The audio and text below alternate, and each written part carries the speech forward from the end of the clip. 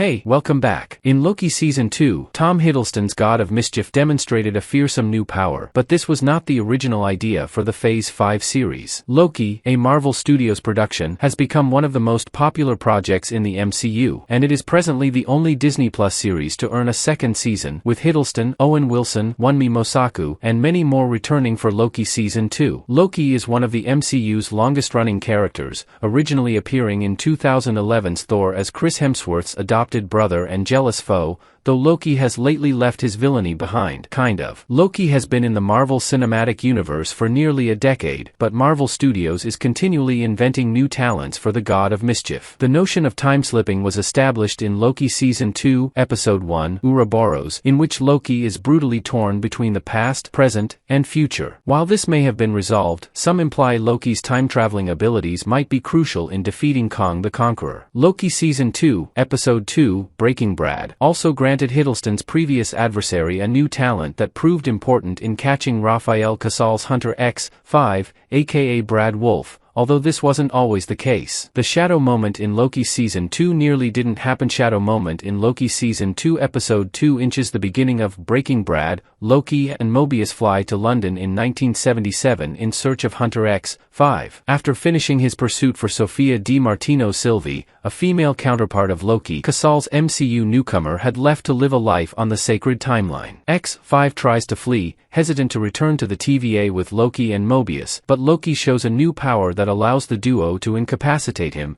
employing shadows with horned helmets to hold him. This was a brilliant sequence that demonstrated Loki's brilliance and fast thinking in a high-octane situation, but it almost didn't happen, according to Breaking Bad director Dan DeLeo. VFX artist-turned-director Dan DeLeo revealed to Variety that the initial design for this pursuit scenario had Loki and Hunter X-5 in a high-speed automobile chase. In order to go a little bit more towards the dark Loki side and move away from a traditional chase, DeLeo chose to have Loki follow X-5 on foot before capturing him with shadows. This not only allowed Loki to avoid slipping into chase scene cliches in cinema and television, but it also presented Loki with an intriguing new ability that much better matched his character's background, origins, and path in the MCU. Why Loki's shadow powers are more effective than a car chase. In 2011's Thor Loki Season 2, Episode 2, Loki donning his horned helmet highlighted the issue of whether Loki is still a villain or whether his attempts to be a hero are paying off. The deployment of Loki's shadows to catch Brad Wolf exemplified this point. The fact that the shadows wore horned helmets like to those worn by Loki in earlier MCU appearances, most notably as a villain, meant that Breaking Bad provided the appropriate nod to Loki's origins. A typical automobile pursuit would not have had the same effect or made sense for the magically inclined Loki. A regular automobile pursuit would not have had the same intensity, nor would it have made sense for the magically inclined Loki. Therefore, changing this sequence was the perfect decision. Thanks for watching.